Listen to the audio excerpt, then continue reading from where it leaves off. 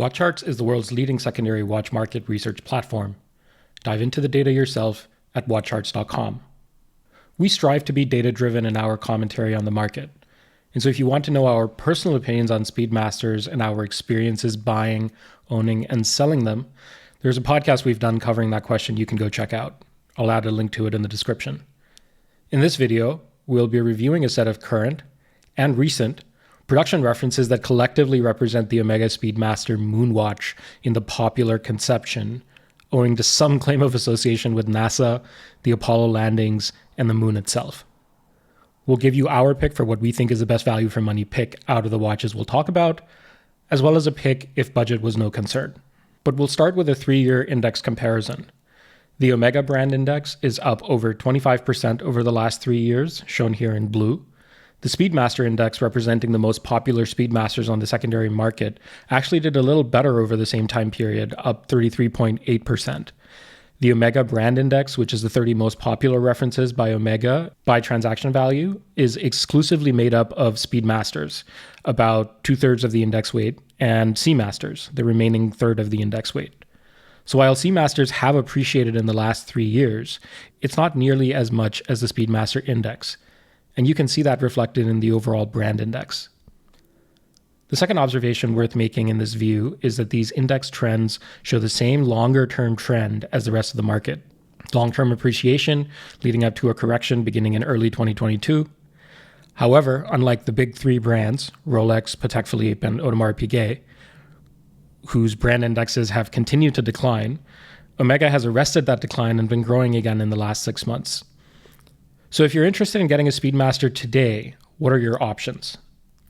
We'll give you the reference number, production years, retail price if the reference is currently in production, the market price and market range today, the volatility, which is a measure of the spread of transaction prices, the market performance delta from a year ago, and for the references currently in production, their value retention as a percentage of the retail price.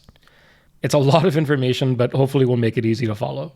Let's start as far back as can credibly be considered a watch from the modern era of the Speedmaster, the last 6-digit reference 3570.50. Out of production now for a decade after an 18-year run, this reference currently trades at $4,200 with a very wide market range, which is the highest of any watch we're going to feature in this video, actually. That is to be expected for a watch that's this old and is being sold in a wide range of condition and completeness with box and papers and not. Regardless, its price has remained essentially flat over the past year. We'll add to the list the previous generation Speedmaster Professional with a Hesalite crystal and closed case back, ceasing production just 3 years ago, but not before I managed to buy one from an Omega boutique. For just $600 more on the secondary market, on average, you'll get a far more recent production watch, which for a Hesalite crystal means smaller risk of any serious scratches that can't be wiped out with some poly watch. There might even be listings with a warranty still active for some time if that's something you care about.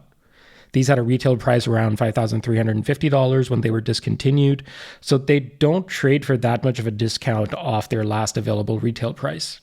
This next one is a curveball though, because it's not a Speedmaster Professional, and so it's not a moon watch. But hang on, it is the first Omega in space, and remember what I said about Omega taking every opportunity to drill into our heads this idea of the Speedmaster being all things moon-related, space-related, NASA-related?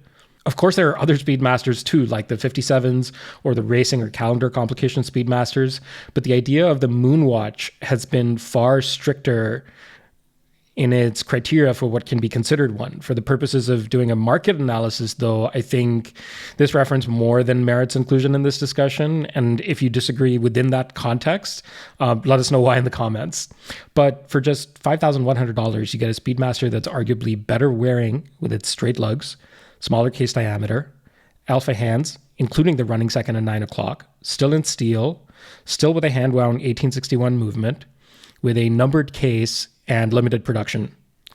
Enthusiasts are happy to argue that these will be future collectibles because of that combination of catnip features to collectors, but we won't realistically know the answer to that question really until decades from now. Until then, one mark against this watch is it's the only one on this slide, by the time I'm done sort of populating the rest of it, that does not come on a bracelet. The previous generation Moonwatch with a sapphire crystal to me feels like the safe choice on this list. It's already depreciated. Those sapphire crystals front and back give you the full show and then some, while nearly guaranteeing a scratch-free look on both sides. And still near enough the mythical $5,000 price tag for a collector's first Speedmaster, which I think is like a particular conception of the Speedmaster to talk about.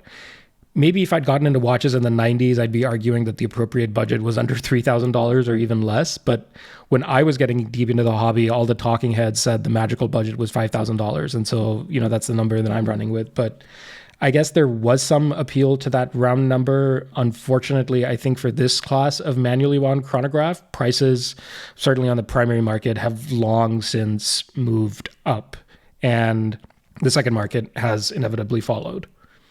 If I really wanted to stretch my credibility, though, I'd argue this $5,400 current generation Speedmaster with a closed case back and Hesalite crystal and 3861 METAS certified master coaxial chronometer movement, was still close enough to the $5,000 price tag as to deserve inclusion in discussion of watches right around that price point. Of course, the market range does extend all the way down to $4,700 on this watch. And then another useful reminder is that the previous generation Hesalite retailed for just $50 fewer only 3 years ago. This does lose over 18% of its value from its current retail price of $6,600. But of course, we're talking about buying this watch on the secondary market where someone else has already taken that hit and you're buying a watch that's up 1% over the last year, in fact. Lastly, and at around $6,000, is the current generation Moonwatch with sapphire crystals front and back, experiencing even worse loss of value retention on the secondary market than its Hesalite counterpart. At $7,600 at retail, this watch is solidly into a different price category than where the latest Moonswatch would always be a few years ago. Even on the secondary market, are the shiny bits on the bracelet, the sapphire caseback and front crystal, worth the $600 they cost over the Hesalite version? My guess is for some people, the answer to that might be yes. But the answer to whether that is a better Moonwatch, of course, is an endlessly debatable question. Instead, let's go back to the question of which watch offers the best value for money. Which watch offers the nicest, fullest experience of a Moonwatch? A watch that in this price range is as close as we can get to pretending to time our own rocket booster burns and lunar EVAs and all that sort of nonsense, while also being a solidly dependable manually wound chronograph that is future-proofed to whatever degree that is possible. Omega has bet the farm on the coaxial escapement.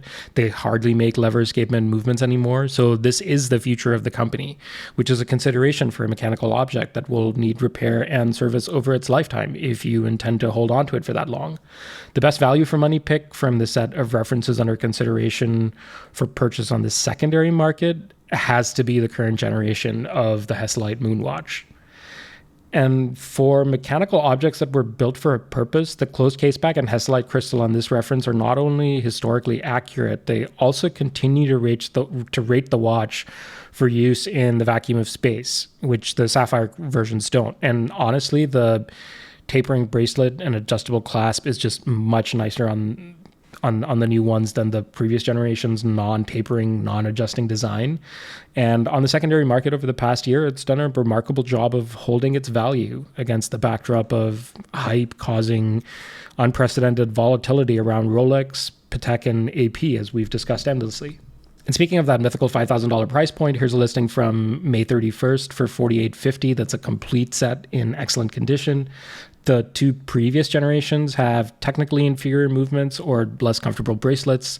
So then the question becomes whether the sapphire premium is worth it. It's arguable whether that premium is deserved or that it adds anything meaningful to the experience of owning a Moonwatch. If you really care about seeing the movement every now and then, maybe that additional $600 on the secondary market is worth it to you, but that's not how it was designed. So it's just something to sort of keep in mind.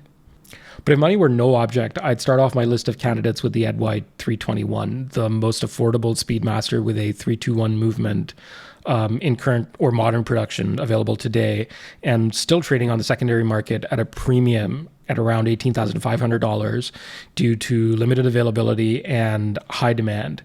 It retails for just $14,600, has a value retention of plus 26.5%, even though the 1 year delta shows the value of this watch having gone down 9.6% year over year. This is partly a reflection of more inflated prices a year ago, since the watch was still relatively new and even more hyped than it is today. But speaking of hype watches, the Silver Snoopy Speedmaster is part of the discussion at this price point, but why would you spend more money on the secondary market to get a watch inferior to the other option up on the screen right now? Just for the hyper exclusivity? It trades at a higher premium of 100%, but it's down over the past year, and the reason is the same as for the Ed White 321, increasing availability and decreasing hype over time. But certainly between these two, the value for money proposition for the Ed White seems, to me at least, certainly almost self-evident. Is this Sedna Gold version better value for money than the Ed White? It's a full gold construction, but the 3861 movement in this is no match for the 321 in the Ed White again when it comes to picking a moon watch. Is this, in this special slice of the madness that is the watch world, it is a legitimate question to ask if you're really getting more Speedmaster for the money for an additional $10,000 that you would pay for this watch over the Ed White. You're getting more gold, that's for sure. And so then it's a question of whether you care about gold or, what makes a moon watch special, the movement or an elevated case sort of construction. But another thing to keep in mind is this reference also has really high volatility on the secondary market, whereas the others, relatively speaking, are not experiencing such high volatility.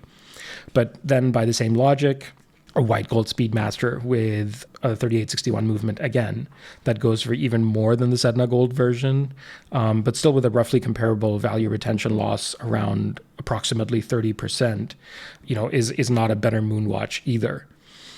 And then by the time we start talking about the green dial moonshine gold speedies, we're fully into on-trend territory, and the conversation is about what's hot and hyped, not necessarily the other things having to do with specifications and fidelity to the historical idea of the Speedmaster. We're still talking about the 357050, for example, from the entire time range when it was produced, but I can't off the top of my head recall what precious metal Speedmasters were being produced during that time. They just don't seem to dominate the conversation, these watches, over the long term, the way the steel references certainly do. Even so, at $38,700, which is over 7 times the value of the Hesalite current gen Speedy, the value proposition for this precious metal Speedmaster is unclear to me from a relative standpoint. So in short, it's not obvious that if you're spending over $15,000, and for the purposes of this discussion, let's assume you could afford any of the watches listed here, that you're getting a watch that is more of a moon watch than the Ed White 321, no matter how much money you spend beyond the $18,500 it would cost you to get the Ed White 321. It's still steel, and it's still a 321 movement, and even though you couldn't use any of those sapphire crystal encased watches in the vacuum of space, the Ed White is still the closest thing here to a tool watch. Remove that element from the story of the Speedmaster, and I'm not sure it's nearly as compelling a watch or even chronograph anymore. And just to sort of underscore the point, here's a listing from the middle of May for just under $18,000. This list shows all the watches we sort of considered including and enumerates some additional limited editions. That's the thing about Omega and Speedmasters. There's so many that every list feels incomplete. So I've highlighted the 2 picks that we've made, but beyond that, if there are other references that you think we should have included, let us know in the comments below. If you're in the market for your first Speedmaster, do you agree with our pick? Let us know. If you disagree, let us know in the comments below. Thanks for listening.